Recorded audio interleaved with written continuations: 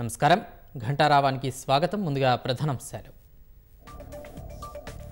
నేత కార్మికులను ఆదుకోవడానికి నిధులు విడుదల చేశామన్న సీఎం అంతర్జాతీయ స్థాయిలో ఐఐహెచ్టీకి గుర్తింపు తీసుకురావాలని పిలుపు పార్టీ ఫిరాయించిన ఎమ్మెల్యేల అనర్హతపై 4 వారాల్లో తేల్చండి స్పీకర్ కార్యాలయానికి సూచించిన హైకోర్టు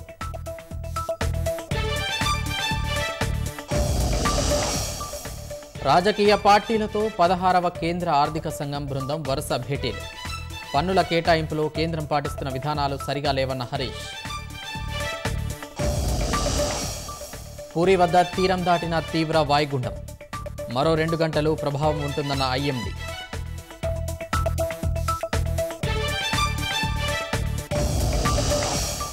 హిమాచల్ ప్రదేశ్ని వణికిస్తున్న భారీ వర్షాలు వరదల కారణంగా 158 మంది మృతి 30 మంది గల్లంతు